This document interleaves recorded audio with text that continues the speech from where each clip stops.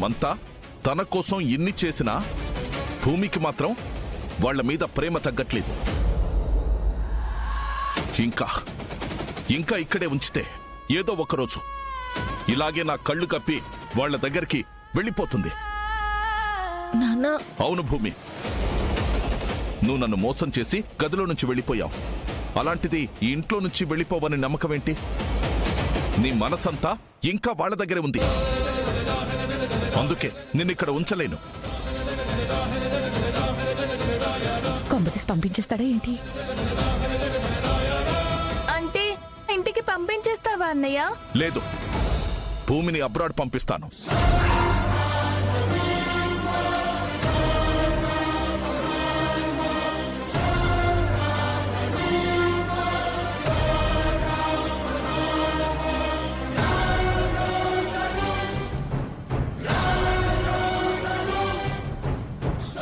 శరత్చంద్ర గారు, మీరు నిర్ణయం తీసుకునే ముందు భూమిని ఒకసారి అడగండి.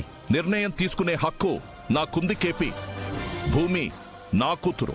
అవునండి, కానీ తన జీవితాన్ని మార్చేసే హక్కు ఎవరికీ లేదు కదా. తన అభిప్రాయాన్ని కూడా విలువ ఇవ్వాలి కదా. సార్, ఇది చాలా పెద్ద నిర్ణయం. నా నిర్ణయం ఇక మారదు. నాన్నా, అబ్రాడ్ ఏంటి? నేను ఎక్కడికి వెళ్ళను నాన్న. నాకింకేం చెప్పక భూమి. నువ్వు వెళ్తున్నావంతే. నీ వీసా ఏర్పాట్లు చేస్తున్నాను. అది కన్ఫర్మ్ అవ్వగానే నువ్విక్కడి నుంచి వెళ్ళిపోతున్నావు. ఇదే నేను తీసుకున్న ఫైనల్ డెసిషన్.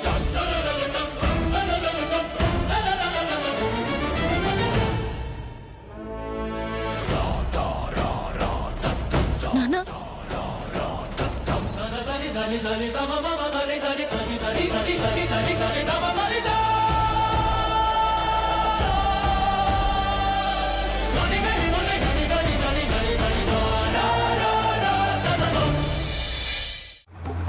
ప్లీజ్ నక్షు, దయచేసి కార్ ఆపు నక్షు.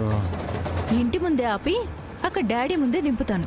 ఆ తర్వాత డాడీ నీ సంగతి చూసుకుంటారు. నక్షు, మావయ్యకి తెలిస్తే చంపేస్తాను నక్షు. ఇంకెప్పుడు ఇలా తాగను నక్షు. ప్లీజ్ నక్షు, ఒక్కసారికి ఆపవా? ఇదిగో, నువ్వు ఆపకపోతే నేను దూకేస్తాను. దూకు, చూద్దాం. అబ్బా, అయితే నువ్వు బండి ఆపవా నక్షు? ఎప్పుడు చెప్తా నిన్ను. ఏయ్, ముద్దు పెట్టావేంటి? Thanks Nakshu, car ఆపావు.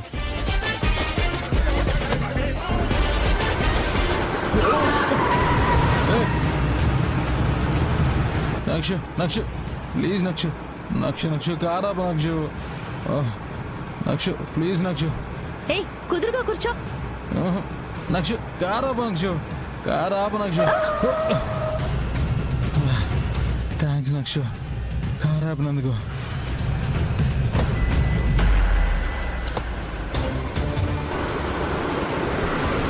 ఇది మోసం నక్షు, ప్లీజ్ నక్షు. ఇది ట్రైలర్ మాత్రమే. ఇంటికెళ్ళాక అసలు సినిమా మొదలవుతుంది. ప్లీజ్ నక్షు, మావయ్యకి తెలిస్తే బాగోదు నక్షు. నోరు మూసుకుని కూర్చుంటావా? ఇదంతా కాదు, నువ్వు ఎలా పో, నేను చూస్తాను. ఏయ్, చెర్రీ, వదులు. నా కోడల్ని నా వెంట పంపించండి అని శారద అన్నప్పుడు, మా భూమిని నేను పంపించను అన్న వెంటనే ఎందుకు పంపవు? భూమి నా భార్య అని ఆ గగన్ గాడైతే తప్పకుండా నిలదీసేవాడు. కాని వీడు ఏం చేశాడు? ఒక్క మాట కూడా మాట్లాడకుండా శారద వెంట పొలోమ నడుచుకుంటూ వెళ్ళిపోయాడు. అక్కడే నాకు అనుమానం కలిగింది. సూర్య, ఆ గగన్ గాడు కోడనాగు లాంటివాడు. కాని వీడు మొన్న తిన్న పాములాగా సైలెంట్ గా ఉన్నాడు. అంటే ఇక్కడ జరుగుతున్న విషయాల గురించి వాడికి పూర్తిగా అవగాహన లేదు.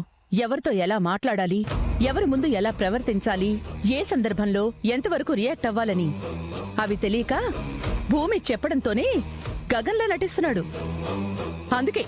అందుకే నా అనుమానం రోజు రోజుకి బలపడుతోంది. కానీ మేడం, అదెలా సాధ్యం? ఆకాష్ కొడైకెనాల్లో ఉన్నాడు. ఇక్కడ గగన్ లేకుండా ఎలా ఉంటుంది? నిజంగా మీరు అన్నట్టు వీడు గగన్ కాకుండా ఆకాష్ అయితే నాకు అంతకంటే సంతోషం ఇంకేం ఉండదు. నేను గగన ఆకాశాన్ని మాట్లాడుతుంటే నువ్వు భూమిని పెళ్లి చేసుకోవడం గురించి మాట్లాడుతున్నావేంటి? ముందు వీడు గగన ఆకాశ అన్న విషయం తేలని, ఆ తర్వాత మిగిలిన విషయాలన్నీ. నువ్వు ఒక విషయం గమనించావా? శారదా నా కోడల్ని నాకు పంపించు అని అడిగినప్పుడు భూమి మొహన్ నేను చాలా జాగ్రత్తగా గమనించాను. గగన్ నిజంగానే తిరిగొచ్చుంటే ఆ భూమి కళ్ళల్లో ఆనందం కనిపించాలి. తన నోటి నుండి భర్త దగ్గరికి వెళ్ళిపోతాను అని మాట రావాలి. కానీ ఆ మొహంలో అసలు ఆనందం ఎక్కడ కనిపించలేదే. ఎందుకంటే వీడు గగన్ కాదని దానికి తెలుసు. అందుకే ఎలా మేనేజ్ చెయ్యాలా అని మాత్రమే తను ఆలోచించింది.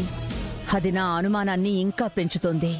మీరు చెప్పింది విన్నాక నాకు డౌట్ మొదలైంది మేడం.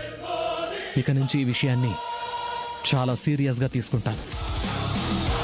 ఎలాగైనా వీడు గగన కాదా అని కనిపెడతాను. నువ్వు నీ ప్రయత్నం చేయి, నేను నా వైపు నుంచి ప్రయత్నిస్తాను. ఎంత పెద్ద నాటకానికైనా ఎప్పుడో ఒకప్పుడు తెర పడిపోవాల్సిందే. భూమి ముదురైతే నేను దేశముద్రం. అంత ఈజీగా ఏది వదిలిపెట్టను. భవిష్యంతి